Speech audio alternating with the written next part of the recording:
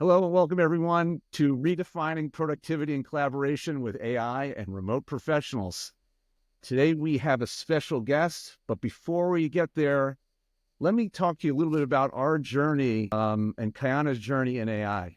Ever since we started this company, we saw the opportunity to connect with remote professionals and create a bridge between talent overseas, where there is plentiful talent and capability, and here with clients here in the United States, where there's a need and a demand for talented people. But it became, particularly because it was a sign of time, but it became very clear to us very early on that we were in the productivity business, and that if we can deliver a trusted resource for productivity, there aren't enough talented people in the world because the need's so great. But finding the right talent is, by its nature, a very manual process. I mean, think about your own job search, whenever that last was, and how many people you had to touch and how many people you had to interview. Finding the right talent is hard, especially if it's overseas, partly because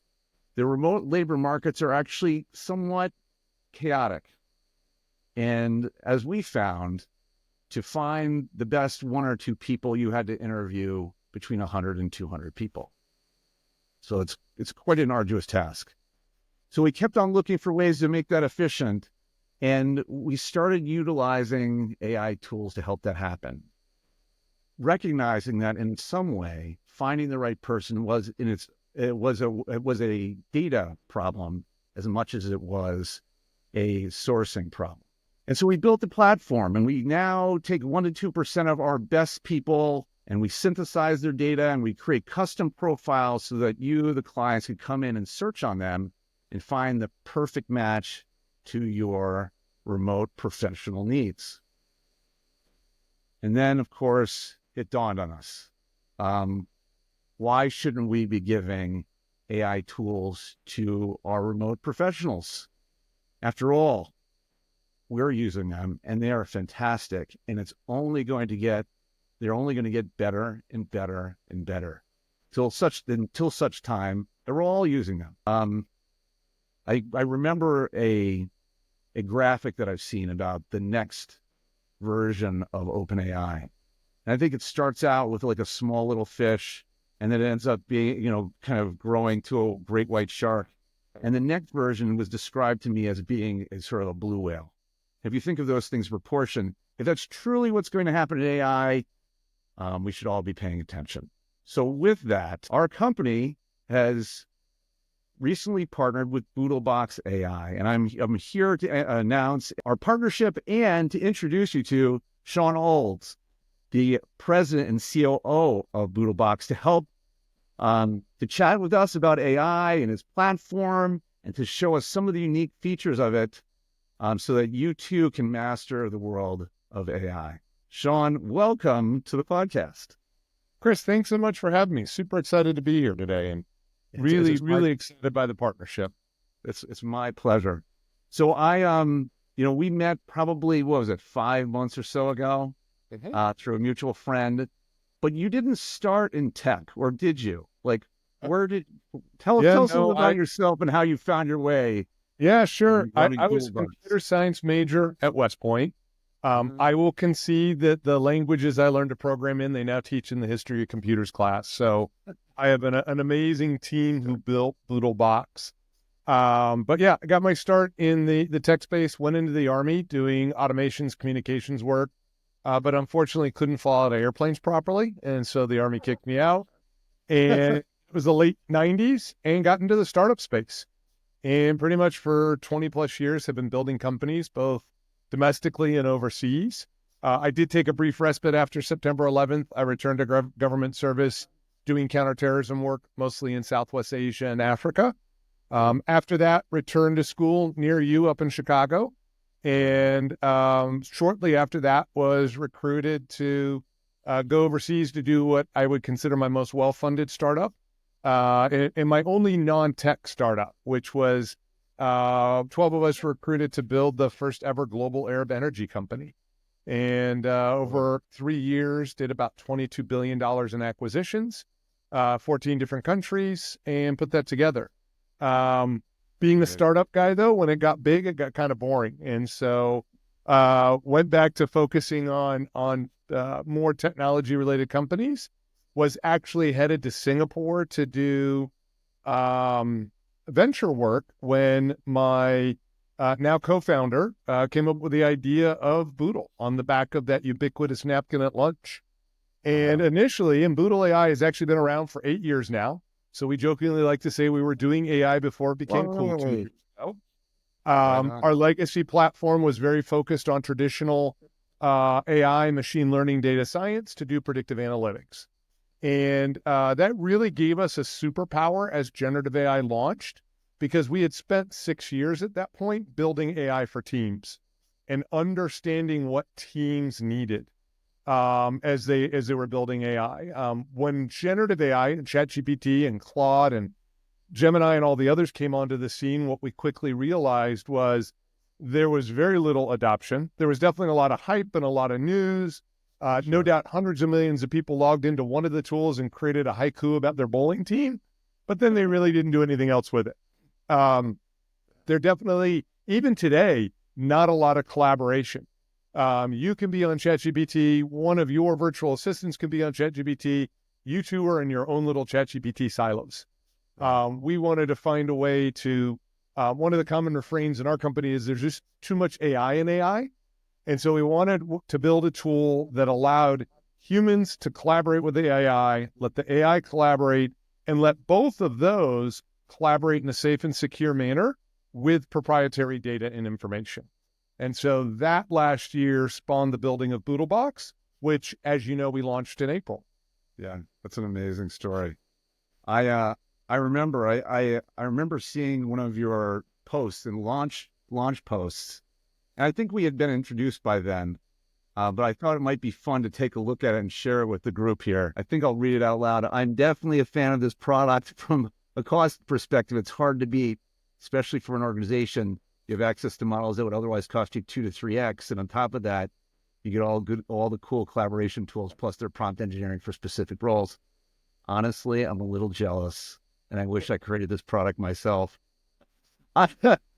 Listen, I was so impressed when I heard of this product. I realized, why didn't I think of that? It's one of those moments where you're like, I'm like in this, and that's just perfect. It really is just perfect. Maybe let's tell the audience a little bit about what I was saying about cost effective. You know, I know I had Perplexity, I had Claude, I had OpenAI, I had all these tools. They all did something a little bit better than the next. Like, why is this different? What is it about this tool, and how does it sort of build off of those platforms? Yep. So one of the big voices right now in generative AI, and a very unbiased voice, he doesn't get paid for what he does, is a gentleman named Ethan Mollick. And if you're interested in generative AI, great guy to follow on LinkedIn. He posts on a regular basis, and because of his status, he now gets access to a lot of the early models to play with them. He was rated, I think it was Time Magazine just did the 100 most influential people in AI, and he was listed as one of them. I just bought a book, Co-Intelligence. Yep, great book, and it really it expanded my. I already had a huge amount of respect for him, but he talks as a super user to other super users when on his LinkedIn post, everything else. His book talks to that entry-level person. So to see him talk in a very different voice than what I've seen on LinkedIn and have a book published that speaks to anybody who's just got that initial interest, I think really shows his breadth and ability. When I met him, I got to listen to him. One of our venture capitalists actually studied under him at Wharton 10, 15 years ago. Still has a relationship with him, and so brought him into a founders meeting that we had. And I swear in an hour, I don't think he breathed once. It was just a straight hour of dumping amazing knowledge on us.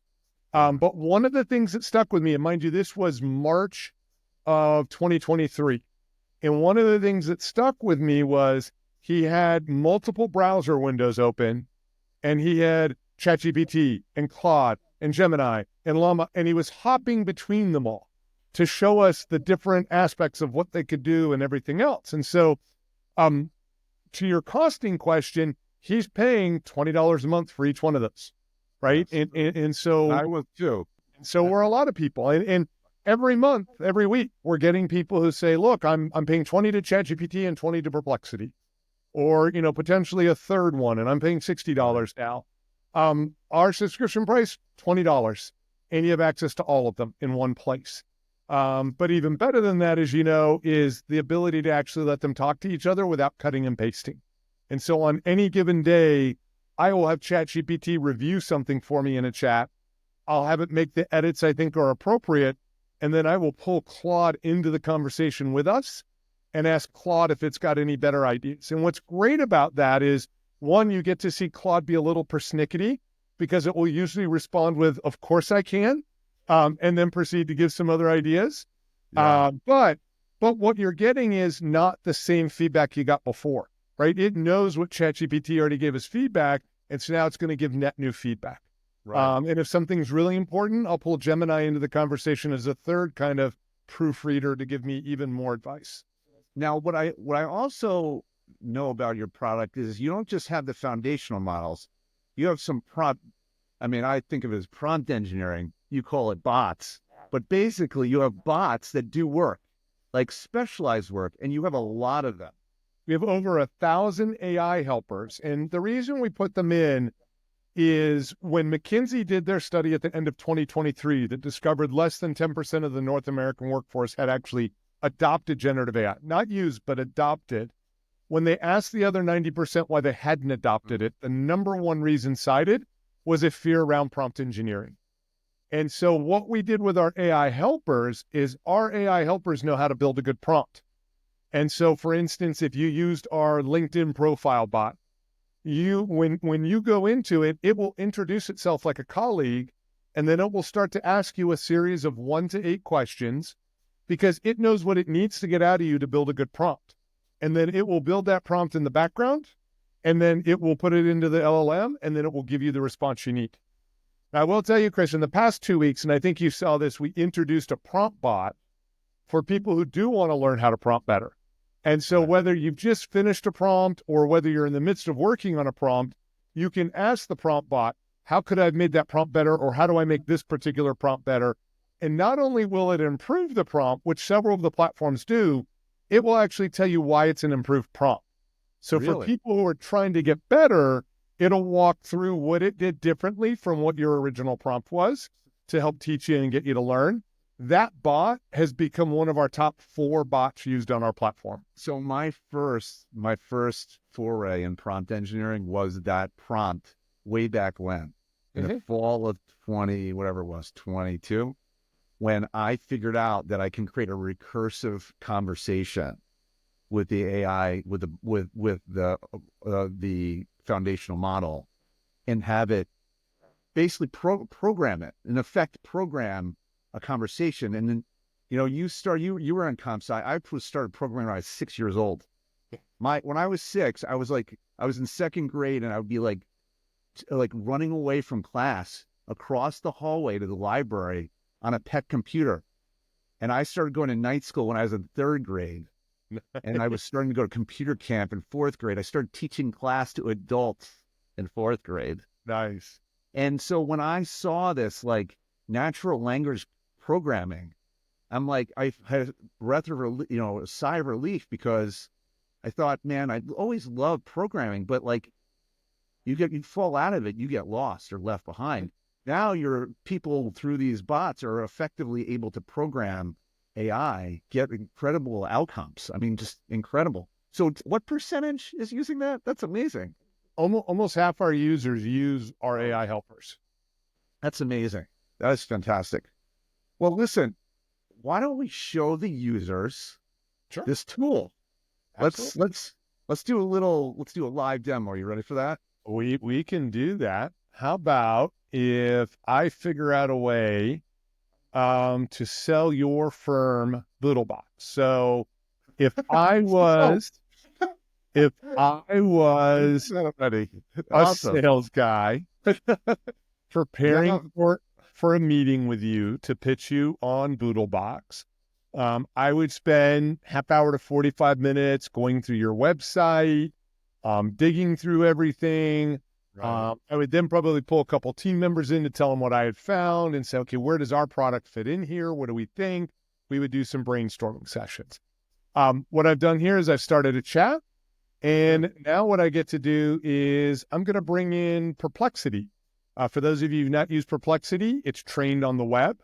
I'm going to go pull the Hire Kayana website. And now what I can do is when I go back to my chat, I just ask it, please provide me a summary.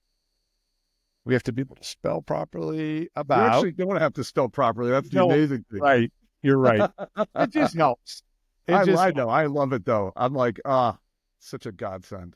The other one I got asked, I spoke at a conference on the week before last in Florida, and someone in the back who'd not used any generative AI asked me, he says, do you need to be polite?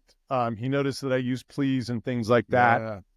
My joke with him was that when Skynet takes over, I want it to remember I was nice to it. So, but it does seem to work, though. I mean, when you say that, it feels good. You know, I think it's a psychological. You feel better. You don't feel like you're just going out. Now, keep in mind, this is a summary that it is provided. In the background, it has a lot more information. It took all of the information that is available publicly on the Kayana website, and it's now distilled it into a summary.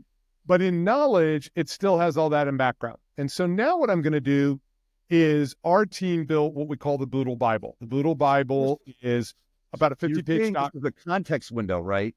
You're saying it's in the background, meaning once you ask it the question, you can keep moving, but it'll remember.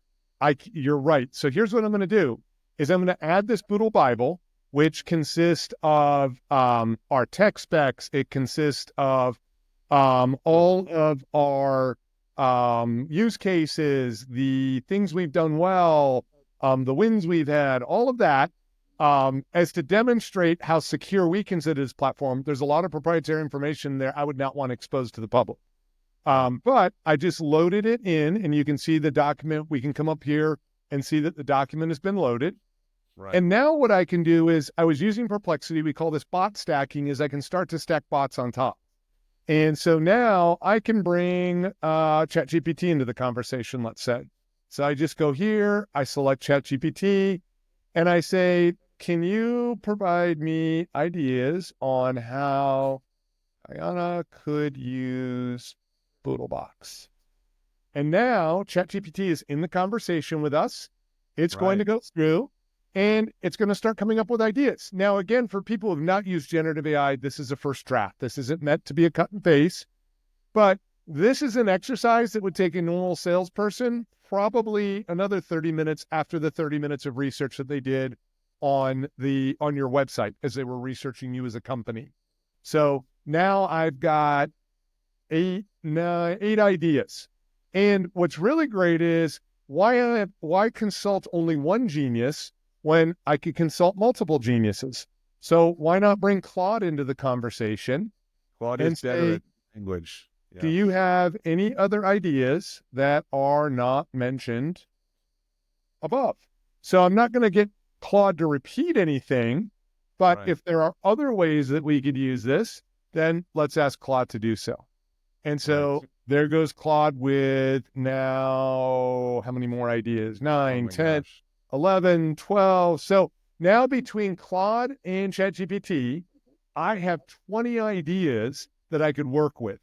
Now, Chris, let's say I, might need your feedback. Let's say you and I are on the sales team and I want to pull you into this. I can go right here. I can copy this link. I can Slack it or text it or whatever over to you.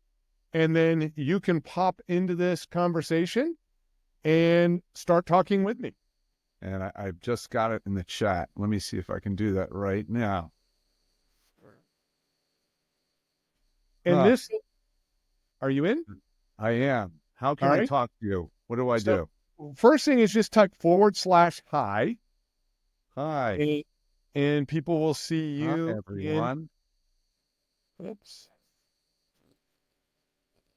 And so you see Chris is here. You also see that I can see up here that Chris has joined the conversation as well. And Right. so now if Chris wanted to say, pull in Gemini and say, hey, Gemini, do you have any other ideas not mentioned above?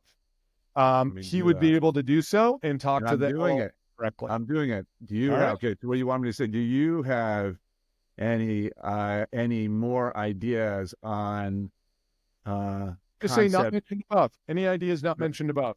Any more ideas not mentioned above? See, these are actually really interesting tips and tricks around how to manage bot stacking.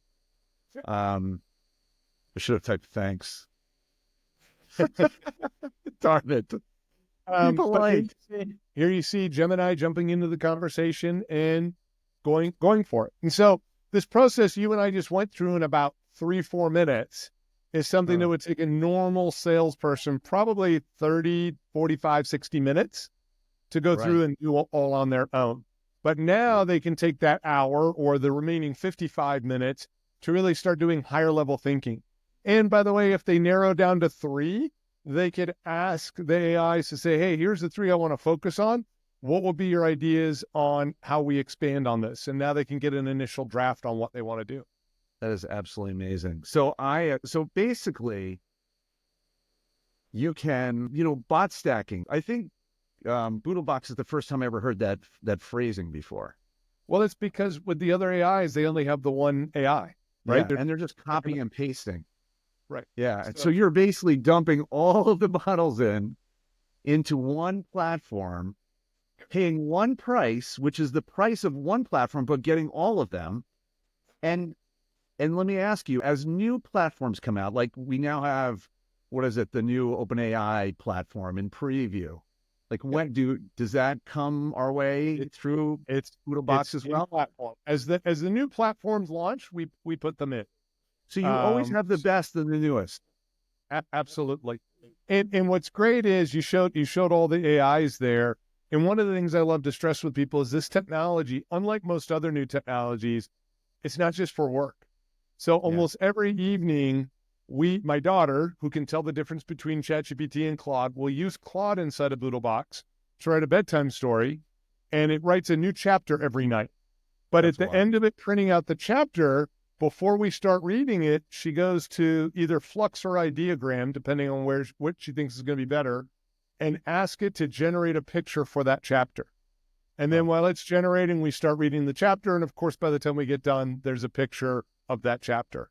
Living and breathing AI is the way you learn it. I mean, but it seems like Boodlebox in all of its features has simplified this very easily and allows people to find the best system for the problem.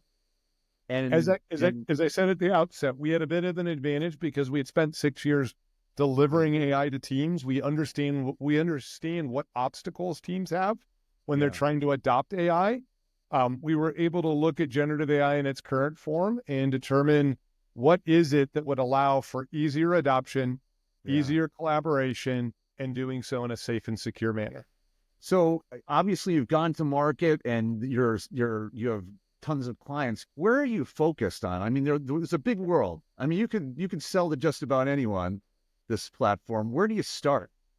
Absolutely, and it's a question that every startup always has to face. You can't boil the ocean. Right. There's only one company to date that has gotten 200 million users in 60 days. Facebook didn't pull that off. TikTok didn't pull it off. So we went out initially launched to teams in April, kind of the same model that Slack and Atlas and both took when they went out. So. And the reason we did that is in 2023, while we were building the platform, my co-founder and I, in talking with executives, they were overwhelmed, right? There were just so many models coming out, and it seemed like on Monday, one model was the best, and the next Monday, the next one was. And so very few CXOs, be it the CEO, the CFO, the CIO, were hip on the idea of paying 7 figures to one of the platforms and then finding out 7 days later another platform was better, and they had just saddled their organization with an inferior platform. At the same time, of course, there wasn't a CEO out there who wanted to walk into his next board meeting and tell their board they didn't have a generative AI strategy. So the idea was sell to teams, sell to marketing teams, sales teams, law firm teams, venture capital funds, nonprofits. Interestingly, nonprofits, which tend to be the laggards, have been early adopters in this and using it a great deal. Come May, June, though, the most responsive vertical we saw was higher education. Wow. And the reason was a lot of higher educators kind of just ignored generative AI last year, thinking it was a fad, it would go away, whatever. But then they got to May as students were graduating and realized, and we've seen studies anywhere from 70 to 85% of students have adopted generative AI. And not just for the classroom, not just for their classes. They used it to prepare for their summer internships.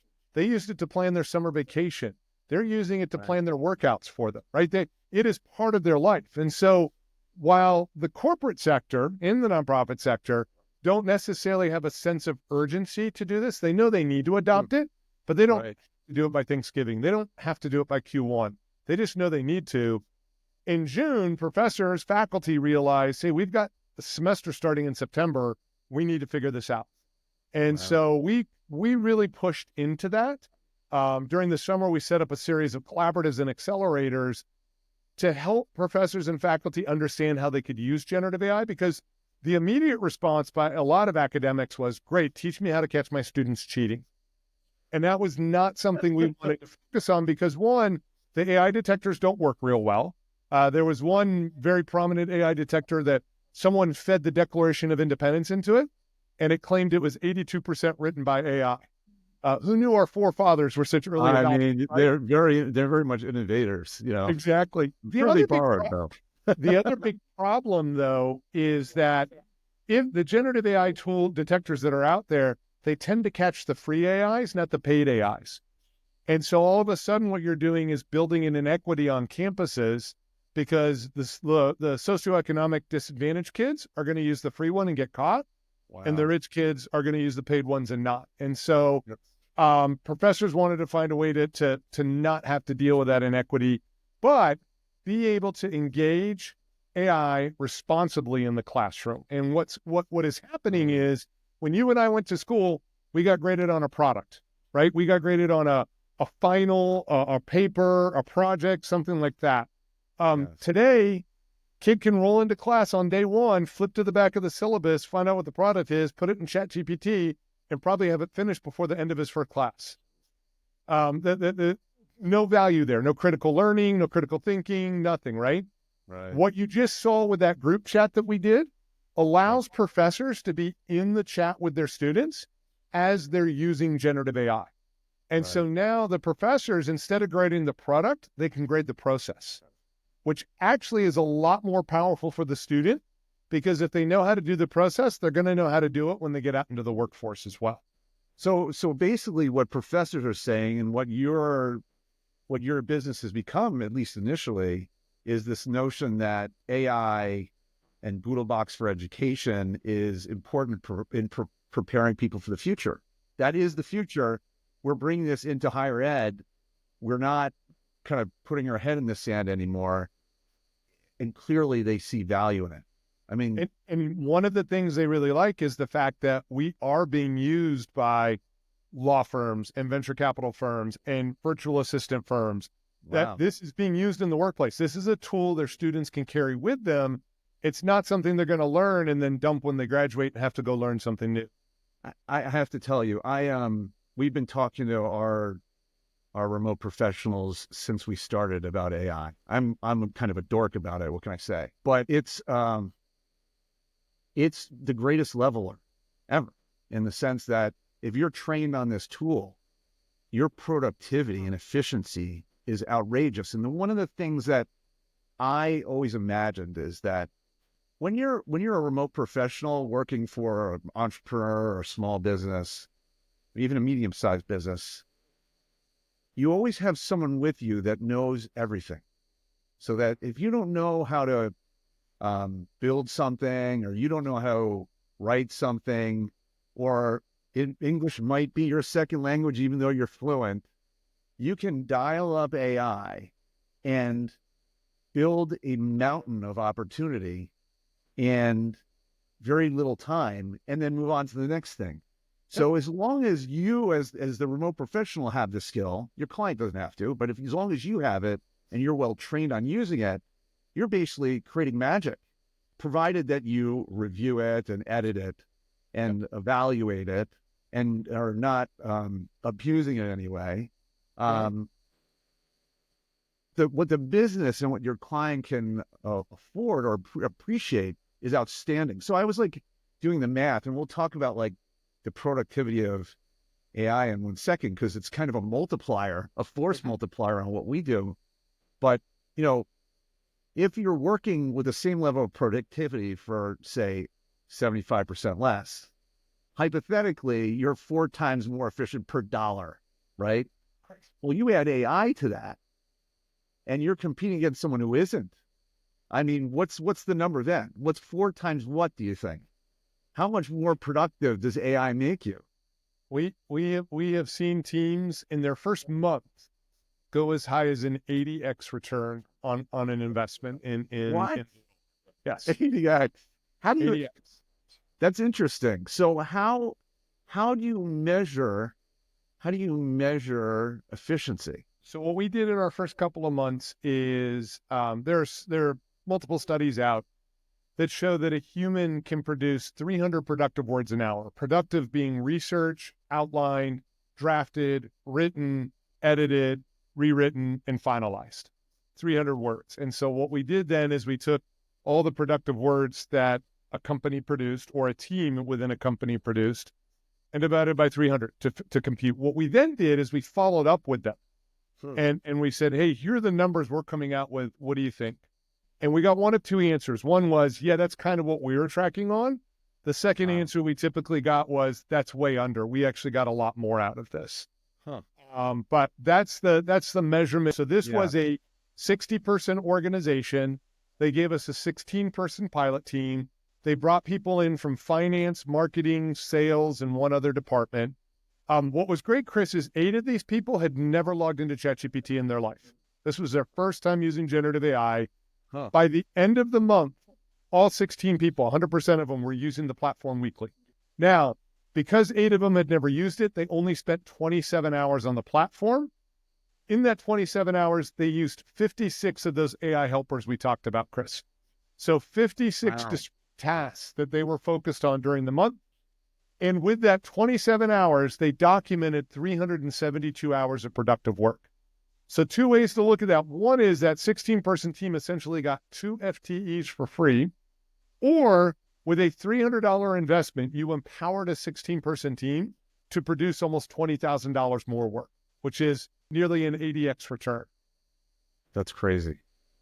Yes, I saw that, and I was thinking, I forgot that it was actually that was a monthly number, and if you actually have to like multiply by to make annualize it, you're annualizing it, right? That's insane. That's incredible.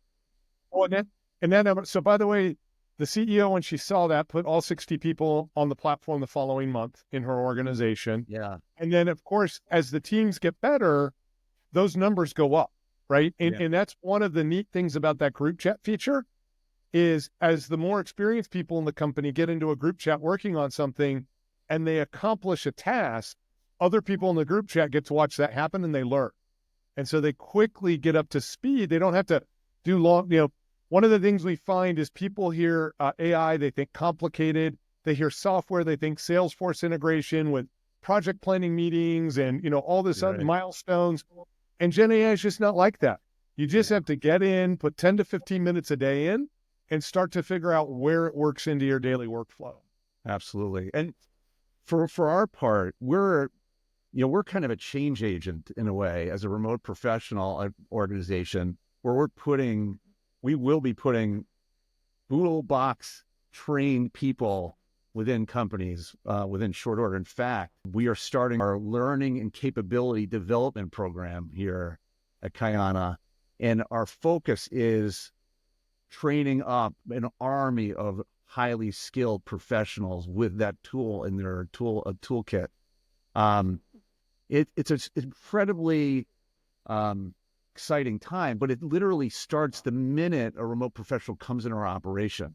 they don't even get to talk to clients before they go through their program. And the guy we hired to do this training, he was training at Accenture for like 16 years. He's like a total stud.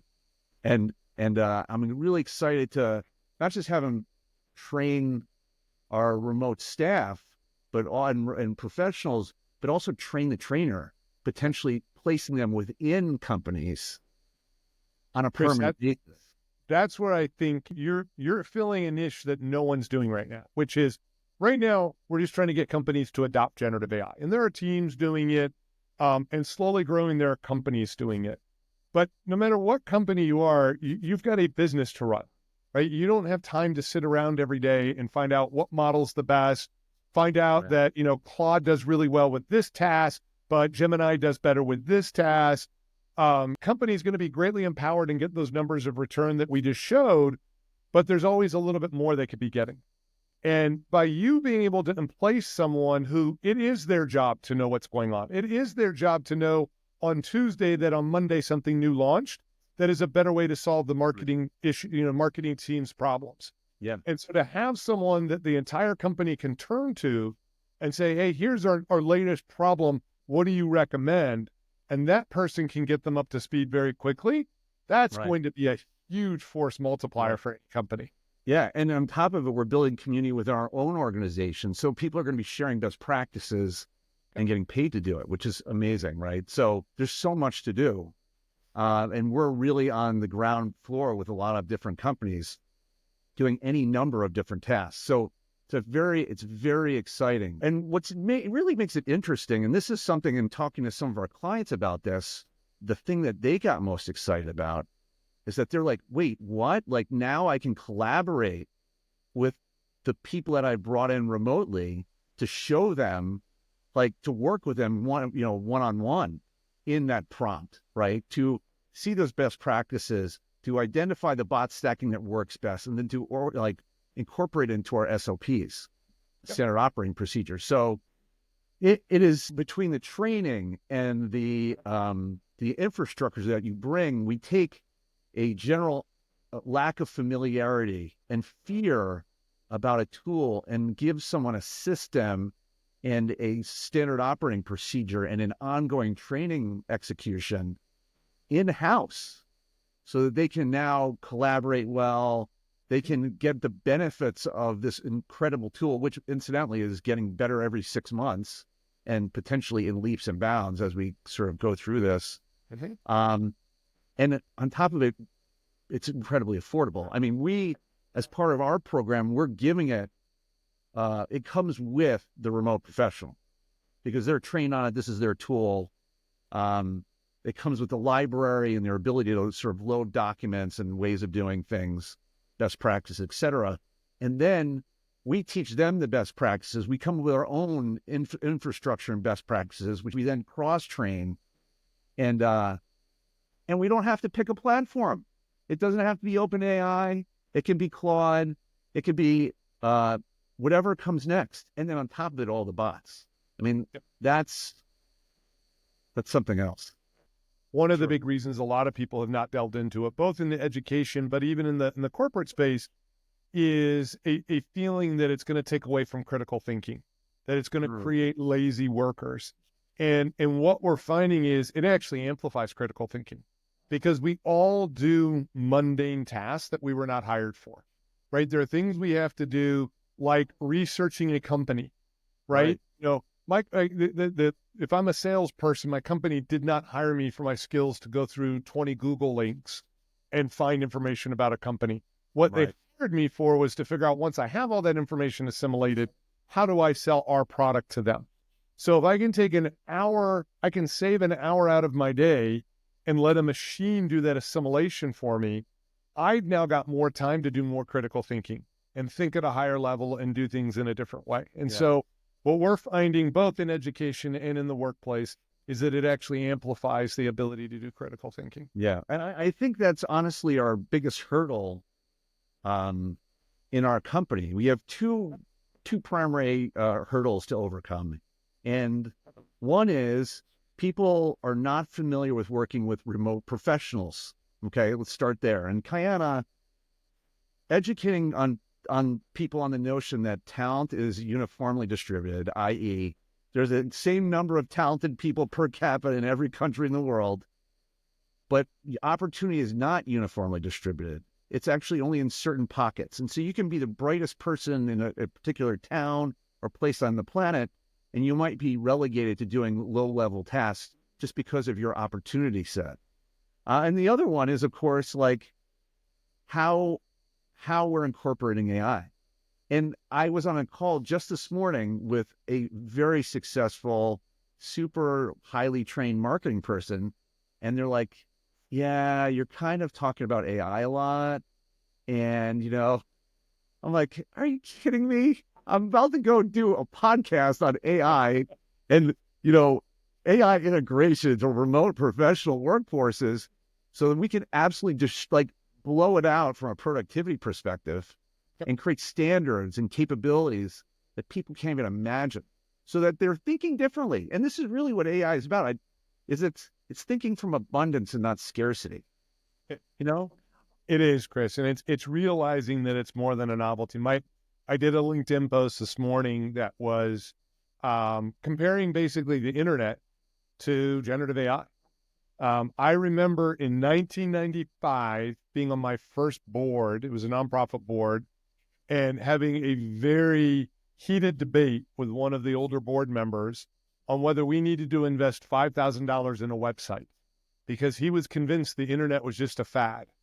I'm literally having a tiff with someone in like Twitter right now, and he's telling me about the expense of a website. I'm like, you got to be kidding me, right? Like, this is ridiculous. And people are still, that narrative still occurs even today. It's crazy. The difference, though, Chris, between Gen AI and the internet is the internet 3 years post its launch had about 16 million users. Right. Generative AI, at last estimates I saw, were over 500 million, monthly users using generative AI. Yeah. Well, the good news with Kayana is if you hire a remote professional from us, you get AI for free. Yep. No, look, it just comes to you. And then you can add teams and bring people in. One of the things we're excited about is us being an affiliate of yours and helping onboard companies into this sort of mindset and these platforms, because I think it's inevitable. And the difference between some other service provider doing it and us is that we can deliver it and then stay with you and continue to deliver it, which would be kind of interesting. Well, Chris, there's an even bigger difference, which is your remote professionals. It would be analogous to me going to an accountant. All the other firms that have remote professionals are using a slide rule to get all their accounting done. You're using Excel and calculators, right? I mean, that's the difference. And so people have to ask them, like, I would not pay an accountant by the hour if they told me that they were using a slide rule. Yeah, right? Absolutely. And if nothing else, they can do so much more for you, right? It just never ends as to what's possible. So, as we look forward and look out into the future, there's new models on the horizon. Mm-hmm. These all will get put into Boodlebox. Mm-hmm. Where does it go from here? Where does Boodlebox go? Is it just sort of new categories, new industries? Is it a push into some sort of integration? How do you think about that? Look, a lot of that is going to be driven by the market. I mean, that's one of the reasons we are constantly talking to customers, talking to educators, talking to students, talking to venture capitalists, whatever users we can find and the feedback we can gather. Because when you think about it, when the World Wide Web launched in 1993, Amazon didn't exist, Netflix didn't exist, Google didn't exist, all these companies that have fundamentally changed your life. What are the technologies that are going to come out there because of generative AI? And so what Boodlebox wants to make sure is we're empowering the workforce, we're empowering students, we're empowering educators to have a very strong handle on how to use generative AI so that as those technologies come to be into power, they're more amplified, and they're able to do what they need to do, whether it's study, grade, or complete a project in the workforce. They're able to do it faster, better, and more efficiently. Well, there couldn't be a better price. The system couldn't be better integrated. The UX UI is like fantastic. So I'm super picky about UX UI, as you know, and you just deliver it so well. Yeah, you deliver it so well. And it's like, as I went back, I wish I could have been my idea. It's yours. And I'm super excited to be a partner of yours and your teams, and I'm really excited to bring this to all of our remote professionals. I think there's a huge opportunity. Let's do a quick synopsis. So, Kayana and Boodlebox, we're partnering, we're bringing an AI platform with all kinds of capabilities not found in foundational models. It brings all the foundational models. It brings collaboration. It brings bot stacking, unlimited use. Is that right? That's correct. Amazing. And we are establishing a training center. We are taking your training and learnings. We are pushing it through our remote workers.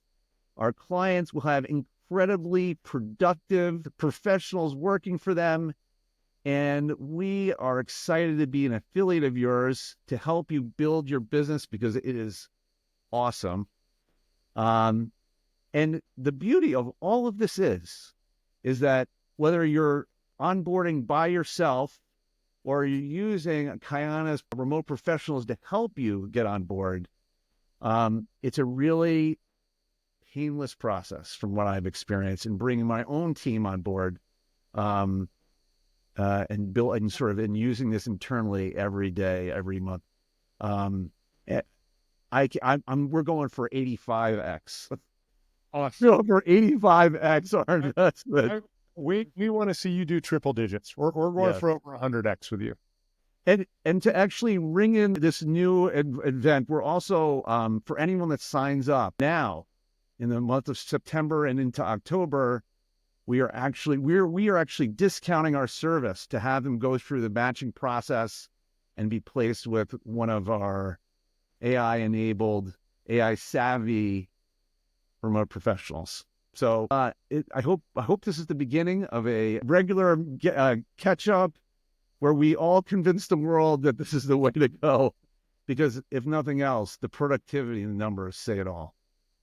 Absolutely, Chris. No, I would love to regroup in 90 days after you've gotten your first couple of AI-powered clients on. Yes. Whether they're just empowered with a remote professional or having adopted generative AI internally themselves.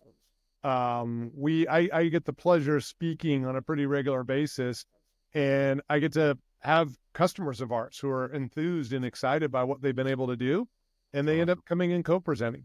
People are used to hearing tech guys talk. They're not used to seeing tech guys next to a really, really happy customer talking about, what value that this has brought in such a short period of time, right? First 30 days, you can start to see results. Absolutely. Wow. Well, Shawn, thank you for being with us today. Thank you, Chris. Thank you for being a partner with us. We're super excited for Boodlebox.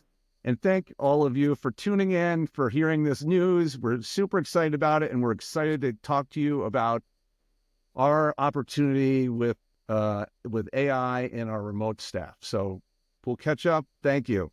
Take care, Shawn. Thanks, Chris. Yeah, bye.